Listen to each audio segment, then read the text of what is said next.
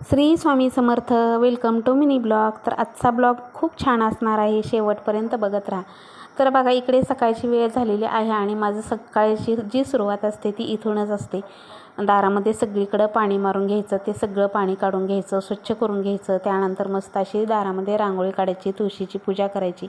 अशी माझ्या दिवसाला रोजची नित्यनेमाने सुरुवात असते. तुमच्या दिवसाची कशी सुरुवात असते हे नक्की कमेंटमध्ये सांगा. तर बघा, सगळीकडचं दार स्वच्छ करून घेतलेलं आहे, म्हणजे दरवाजा पोर्चमधलं सगळं पुसून वगैरे घेतलं, पाणी मारलेलं. आणि त्यानंतर मस्त अशी तुळशीची पूजा करून घेते. तर तुळशीचं रोप लावलं होतं, वाटत होतं जगते का नाही, पण खूप सुंदर आलेलं आहे आणि हिरवंगार आलेलं आहे. मला वाटायचं आता एवढं मोठी झालेली आहे आणि कडक उन्हाळा आहे, तर तुळशीचं रोप येतं का नाही, पण खूप छान रोप आलेलं आहे आणि खूप आनंदसुद्धा झाला जसं जसं हिरवं दिसायला लागलं तसं. तर त्यानंतर बघा, छान अशी दारामध्ये पावलं काढून घेतली, उंबऱ्याचं पूजन करून घेतलं आणि त्यानंतर काढलेली आहे छोटीशी सुंदर अशी कमळाची रांगोळी. तर कमळाची रांगोळी आवर्जून आपल्या दारामध्ये रोज नित्यनेमाने असली पाहिजे. आणि ज्यांना नित्यनेमाने नाही जमत त्यांनी कमीत कमी मंगळवारी, शुक्रवारी, गुरुवारी तर अशी रांगोळी सुंदर अशी दारामध्ये काढावी. त्यानंतर नेहमीप्रमाणेच माझी सुंदर अशी देवपूजा असते. तर देवपूजा पूर्ण क्लिनिंग करून, व्यवस्थित असं डीप क्लिनिंग करून देवघर वगैरे सगळं साफ स्वच्छ करत असते आणि त्यानंतर देवघरातल्या देवांची पूजा करत असते.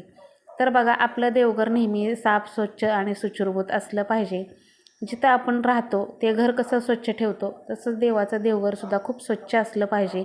नित्यनेमाने देवाच्या देवघरावरून आणि आतनं सगळीकडून असं ओल्या कपड्याने पुसून घ्यायचं. त्यानंतर नवीन वस्त्र टाकायचं आणि त्यानंतर देवाची पूजा करायची.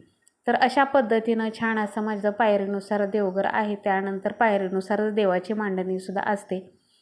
त्याचबरोबर सगळ्यात अगोदर वस्त्र जे आहे ते व्यवस्थित टाकून घेतलं, अंथरून घेतलं. त्यानंतर उतरंडी ठेवल्या आणि आता करत आहे देवांची सुंदर अशी देवपूजा. तर बघा, पूजा झाल्यानंतर आरती खूप महत्त्वाची असते. देवघरातल्या देवांची रोज नित्यनेमाने आपल्या घरामध्ये आरती झाली पाहिजे. ज्यावेळेस आपल्या देवघरामधल्या देवांची रोज नित्यनेमाने आपल्या घरामध्ये आरती होते, त्यावेळेस देव साक्षात आरतीला हजर राहतात आणि त्यामुळे काय होतं, आपल्या घरामध्ये सात्विक लहरी ज्या आहेत ना देवाच्या, त्या आपल्या घरामध्ये राहतात आणि त्यामुळे आपल्या घरातलं वातावरण खूप प्रसन्न आणि पॉझिटिव्ह होतं. आणि घरातील वातावरण प्रसन्न आणि पॉझिटिव्ह ठेवण्यासाठी आपल्याला हे रोजचं करायचं आहे. रोजच्या नित्यनेमाने देवघरातल्या देवांची आरतीही झाली पाहिजे. चला तर, आजचा व्हिडिओ तुम्हाला कसा वाटला नक्की कमेंटमध्ये सांगा. आवडला तर लाईक, शेअर, सबस्क्राईब करा. श्री स्वामी समर्थ. व्हिडिओ पूर्ण पाहिल्याबद्दल धन्यवाद.